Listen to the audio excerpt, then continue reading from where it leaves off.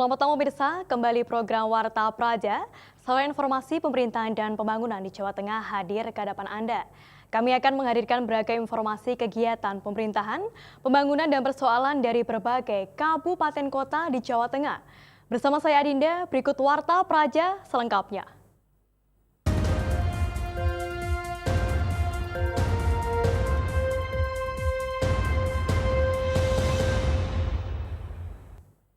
Dampak banjirop di Kota Semarang yang hampir sebulan merendam jalan Kaligawe Semarang mengakibatkan sejumlah ruas jalan berlubang dan bergelombang. Alhasil, kemacetan di jalur tersebut tak terhindarkan. Seperti inilah kondisi Jalan Raya Kaligawe Semarang. Jalan berlubang dan bergelombang akibat terendam banjirop hampir 1 bulan. Lubang jalan yang dalam dan lebar ini membuat pengguna jalan harus ekstra hati-hati saat melintas agar tidak tergelincir di lubang jalan. Kerusakan parah ini berada di persimpangan rel kereta api Kaligawe, di mana jalan sepanjang kurang lebih 20 meter tersebut belum dilakukan pengecoran. Perbaikan sementara yang hanya menggunakan pasir dan batu kerikil justru membuat jalan semakin parah, karena saat tergenang rob, pasir dan batu terbawa air dan jalan kembali berlubang.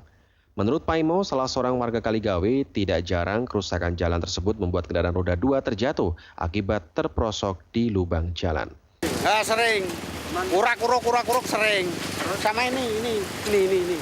Langsung rusak rapi. Jalan ini, rusak. Kena aerop. Sering ada yang jatuh. Jatuh, sering. Cuma kendaraan. Kendaraan. Diakui pejabat membuat komitmen Jalan Nasional Semarang Demak Satker PJM Metropolitan Semarang Kementerian Pekerjaan Umum. Perbaikan yang dilakukan pihaknya saat ini baru bersifat sementara.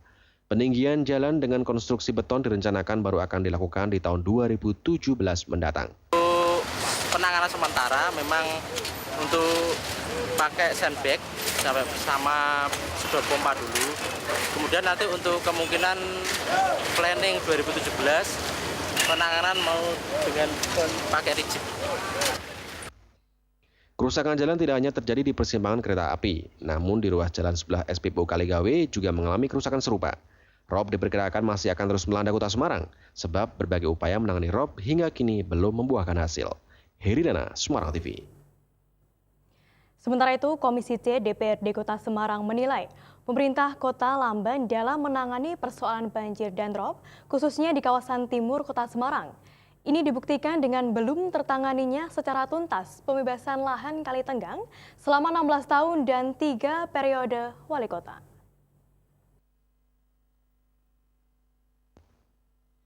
Komisi C DPRD Kota Semarang menyayangkan lambannya proses penanganan banjir dan rob di kawasan timur Semarang, khususnya di wilayah Kaligawe, Genuk, dan sekitarnya.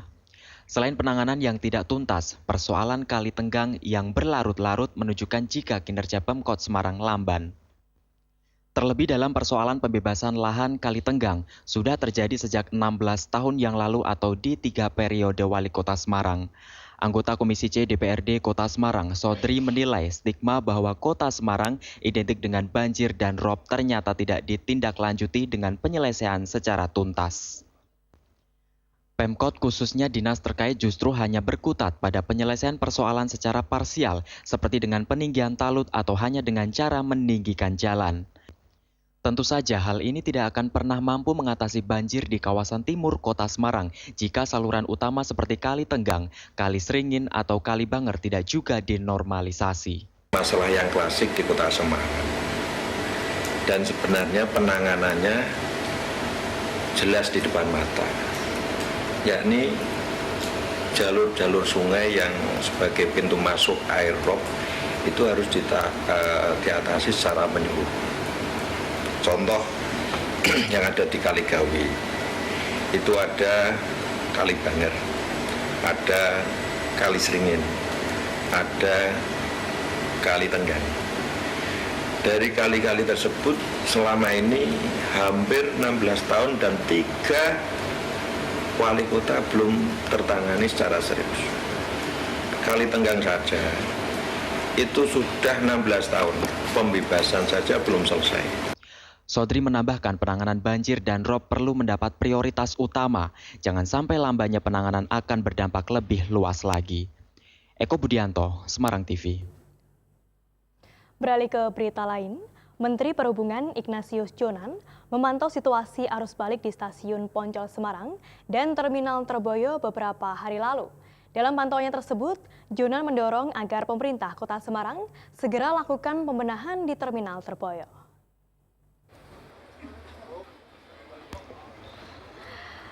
Pada pantauan arus balik Lebaran kali ini, Menteri Perhubungan Ignatius Jonan mengunjungi stasiun Poncol Semarang. Sebelumnya, Jonan juga melakukan pengecekan di Terminal Terboyo Semarang dan Bandara Ahmad Yani. Pada pantauan tersebut, Jonan menilai gelombang arus balik di stasiun Poncol masih terbilang aman. Meski begitu, untuk kondisi Terminal Terboyo perlu upaya serius dari pemerintah Kota Semarang untuk segera dilakukan pembenahan, mulai dari pelayanan hingga sarana prasarana. Menyusul hak dan kepemilikan terminal tersebut di bawah pemerintah Kota Semarang. Asetnya asetnya pemerintah kota. Jadi tolong tanyakan Pak Wali Kota. Ya kan kayaknya kurang terawat.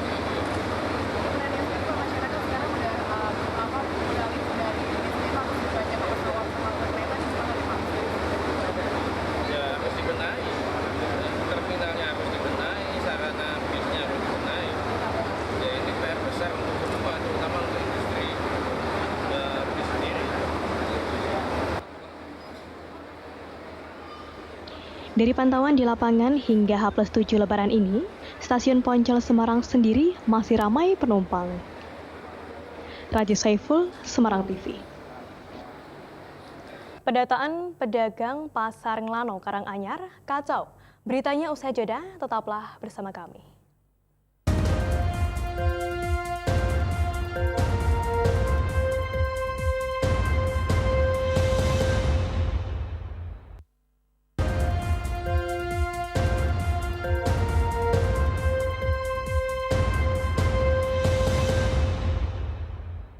Terima kasih masih bersama kami dalam program Warta Praja. Mulai pekan depan, sejumlah pedagang di Karanganyar akan menempati pasar darurat lantaran Pasar Nglano yang kondisinya memprihatinkan kini dalam proses revitalisasi. Namun sejumlah pedagang Pasar Nglano kebingungan karena nama mereka tidak ada di daftar penempatan los dan kios Pasar Darurat Nglano. Beberapa pedagang merasa geram, pasalnya mereka sudah 20 tahunan berdagang dan mempunyai 2 los pasar, namanya tidak tercantum dapat jatah los darurat. Sementara pedagang yang seangkatan berjualan ada yang mendapat jatah double. Menurut salah satu pedagang, Sri Sumarsi, ia mengaku sudah melaporkan hal itu pada petugas pasar. Sebagai solusi, ia diberi nomor dan akan ditata ulang khususnya bagi yang terdata, tapi namanya belum muncul di daftar penempatan kios dan los di pasar. Sebaliknya, pedagang yang lain malah terlihat sumringah karena di Pasar Nglano hanya punya 1 lapak, tapi dapat 2 tempat di pasar darurat. Niko mboten asal ngen malah damel mbok yakin. Kayi patok-patok niko kalih karak niko mboten asal. Mboten enten jenenge ten mriki. Nggih. Ngene kuwi enten kekadaan. Kepala Disperindak dan UMKM Karanganyar, Larmanto menjelaskan, masalah pendataan ini sudah diantisipasi dengan pembagian nomor. Pemindahan pedagang ke pasar darurat kita beri ancer-ancer tanggal 20 Juli. Tanggal 20 Juli. Lalu kemudian karena kebaikan Pak Bupati kepada para pedagang, kita tidak usah kaku. Pemkab Karanganyar berencana memindah pedagang pada 20 Juli ini ke pasar darurat. Namun jika ada 1 atau 2 pedagang belum pindah dalam waktu ini, dapat diberi waktu. Sebab jika Pasar Nglano sudah kosong, Pemkab akan segera melakukan lelang. Untuk pembangunan dicanangkan sekitar akhir Juli atau awal Agustus. Harapannya, pembangunan pasar akan selesai pada bulan Desember. Bri Suroto, Semarang TV. Di Kota Semarang, puluhan pedagang bunga yang berjualan di sepanjang jalan Kalisari Semarang mulai membongkar sendiri bangunan kiosnya. Untuk sementara, pedagang ditampung di lapak sementara yang berada di lapangan Garnisun Kalisari hingga pembangunan selesai pada bulan Desember mendatang. Dimulainya pembangunan dan penataan kawasan Kalisari pada bulan ini membuat pedagang bunga Kalisari harus segera pindah ke pasar penampungan sementara di lapangan Garnisun Kalisari. Kamis siang, pedagang sudah mulai membongkar sendiri kios-kiosnya. Diakui para pedagang, mereka sengaja membongkar sendiri kiosnya supaya dapat memanfaatkan kembali material bangunan. Pedagang memastikan akan mentaati batas waktu pembongkaran yang diberikan oleh pemerintah hingga tanggal 16 Juli besok. Untuk itulah, mulai hari Kamis, mereka sudah membongkar sebagian bangunannya dan pindah di lapak sementara. Dapat berapa lapak? 2, Mas. 2 cukup untuk menampung? Ya sebenarnya nggak cukup, Mas. Soalnya kalau ukurannya kan kecil. Terus? Nah, cuma 2 kali berapa gitu. Sementara itu, menurut pejabat pelaksana teknis kegiatan pengembangan kawasan Kota Semarang, Koridor Pasar Kembang, Dinas Tata Kota dan Perumahan Semarang, Hermawan Wijayadi, bangunan dan penataan kawasan Kalisari sudah molor 1 bulan. Di mana seharusnya sudah dapat dimulai pada bulan Juni kemarin, baru akan terlaksana pada bulan Juli ini. Untuk itulah pihaknya memberikan batas waktu pembongkaran kios pedagang bunga hingga tanggal 16 Juli besok. Setelah itu akan langsung dilakukan pembangunan dan ditargetkan selesai pada akhir Desember tahun ini. Setelah ini para pedagang direlokasi kosong, kita bongkar, ya kita bangun. Ini sebenarnya kami sudah lewat kurang lebih 1 bulan ya Pak. Jadi insya Allah pada akhir bulan Desember. Sesuai rencana, PKL Bunga Kalisari akan dibangun kembali dengan model bangunan 2 lantai. Nantinya lantai bawah untuk kegiatan transaksi dan lantai atas untuk kegiatan produksi.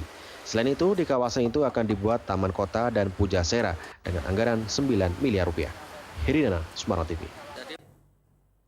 Sejak dibongkar pada tahun 2015 lalu, Pasar Peterongan Semarang belum ada kejelasan lantaran terkendala sejumlah persoalan bangunan cagar budaya.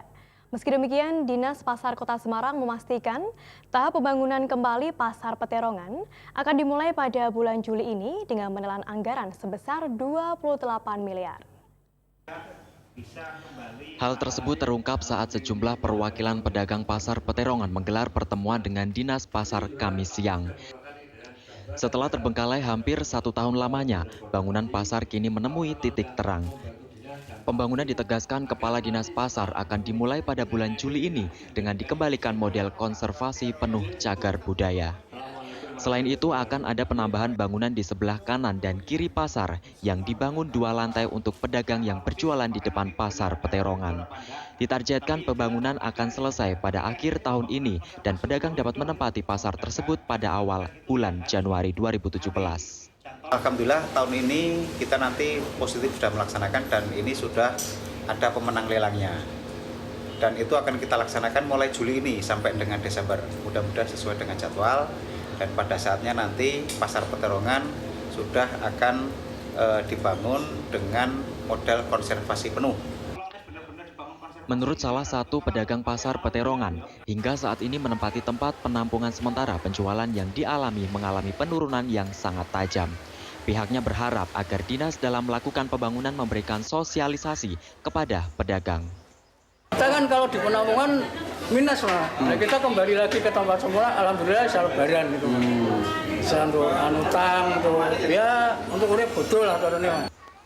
Sementara itu, anggota Aliansi Semarang untuk Pasar Peterongan, Asem Terong berharap agar pembangunan nanti tidak merusak bangunan cagar budaya yang sudah ada dan mengembalikan bangunan cagar budaya yang sudah dibongkar sesuai dengan aslinya. Itu akan dikembalikan dan anggarannya itu cukup besar, 14 miliar khusus untuk bangunan cagar budayanya. Totalnya itu mencapai 29 miliar. Nah, ini anggaran yang besar ini kan perlu dikawal juga supaya penggunaannya tidak mubazir. Heridana, Semarang TV. Jangan beranjak dari tempat duduk Anda, karena kami masih menyimpan berita menarik lainnya. Tetaplah di Warta Praja, selalu informasi pemerintahan dan pembangunan di Jawa Tengah.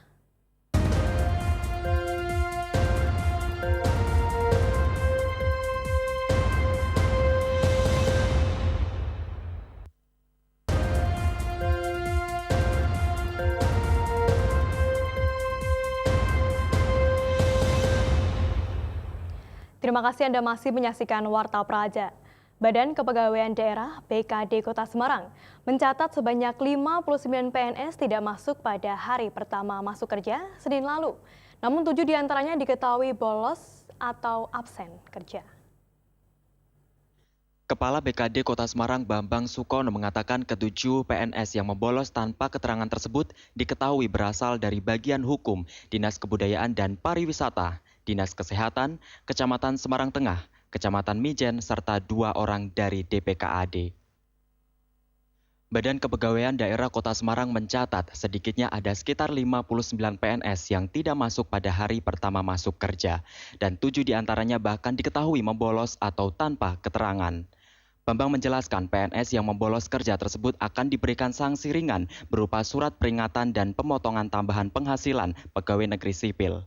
Sementara untuk 52 PNS yang diketahui tidak masuk dengan memberikan izin resmi seperti sakit, masih dalam perjalanan dan izin cuti hamil dimaklumi. Apa langsung? Ya mungkin ada yang belum masih perjalanan, belum sampai gitu di pas tadi itu.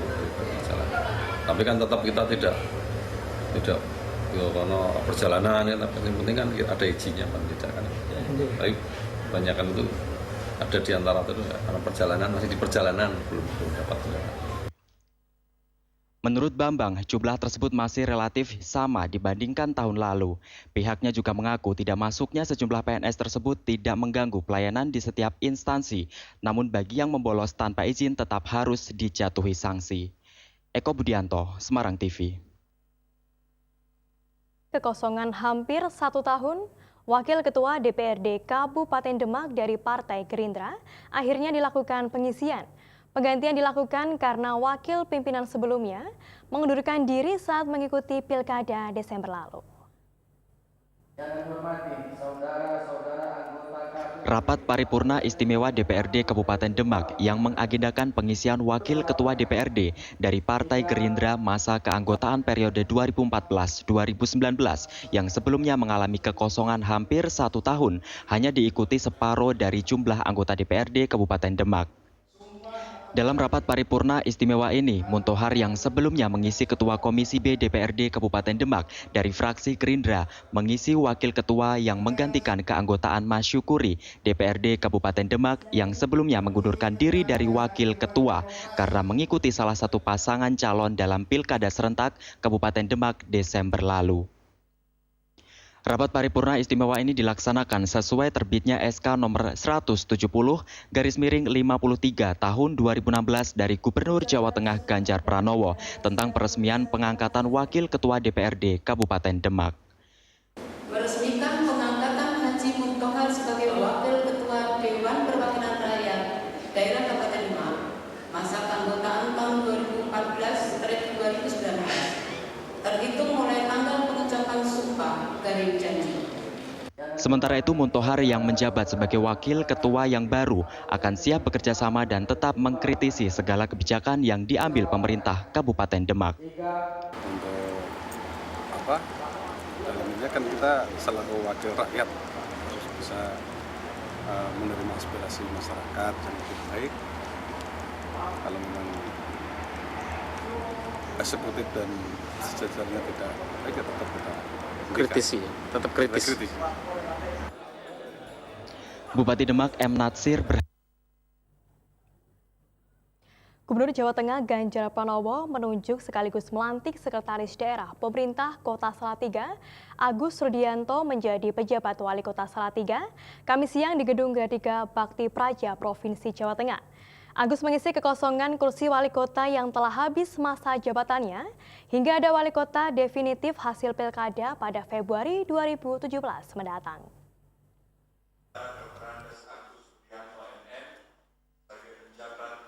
Bertempat di Gedung Gradika Bakti Praja Provinsi Jawa Tengah, Gubernur Jawa Tengah Ganjar Pranowo Kamis siang menetapkan pelaksana tugas Wali Kota Salatiga Agus Rudianto sebagai penjabat atau PJ Wali Kota Salatiga.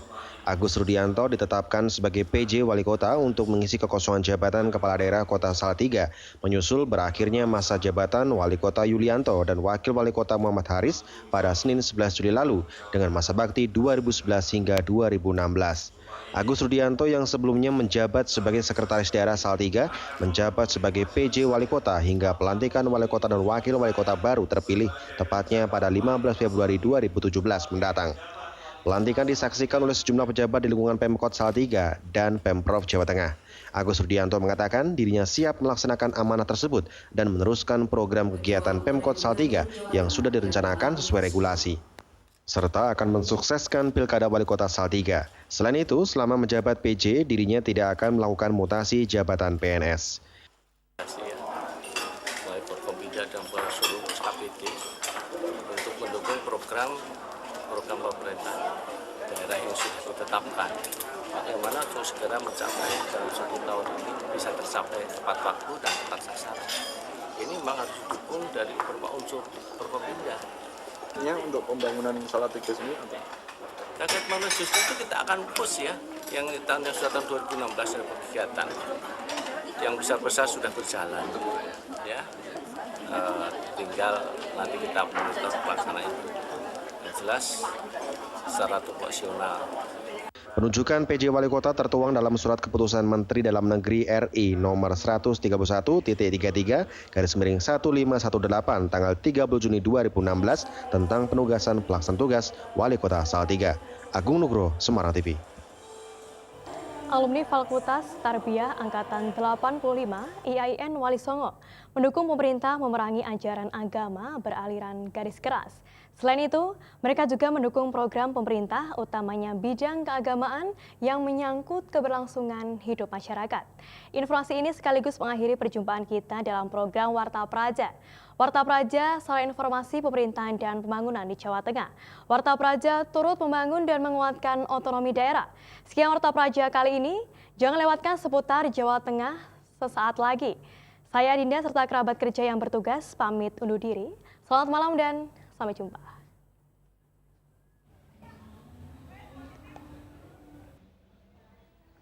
Pernyataan mendukung pemerintah memerangi ajaran agama beraliran keras ini disampaikan dalam sebuah acara temu kangen alumni Fakultas Tarbiyah Angkatan 85 IAIN Wali Songo Semarang. Menurut Panitia Sanusi mengatakan alumni Fakta 85 IAIN Wali Songo Semarang secara tegas mendukung dan membantu kinerja pemerintah untuk memerangi ajaran-ajaran agama bergaris keras. Para alumni yang bermayoritas berprofesi sebagai guru dan pegawai Depak ini sepakat menolak dalam bentuk apapun ajaran agama yang bertentangan dengan UUD 45. Ini adalah karena dunia semakin modern, termasuk juga berkembangnya, tumbuhnya ajaran-ajaran. Kalau menurut kita ini kan ada 3 kategori orang. Ada kelompok Islam tradisionalis, kelompok Islam modernis, dan kelompok Islam radikalis. Yang perlu diwaspadai adalah kelompok Islam radikalis. Nah ini alhamdulillah teman-teman Fakta 85 ini kami pantau ternyata tidak ada yang terjerumus ke kelompok yang ketiga. Pernyataan Ketua Alumni Fakta 85 UIN Wali Songo ini sontak mendapatkan dukungan semua para alumni, di antaranya Sardi Aka dan teman alumni yang lainnya. Para alumni sepakat untuk mendukung kinerja pemerintah bersama-sama membangun negeri dengan pola memberantas ajaran agama garis keras seperti Gavatar, ISIS, dan lain sebagainya. Program pemerintah semuanya perlu untuk didukung, utamanya bidang keagamaan yang menyangkut keberlangsungan hidup masyarakat banyak. Alumni 1985, rangkaian kegiatan ini selain temu kangen dan halal bihalal adalah untuk bagaimana teman-teman dalam andilnya di masyarakat dan pemerintahan bisa ikut meredam istilahnya bagaimana itu garis-garis ajaran Islam yang garis keras. Hidi Rahmat, Semarang TV.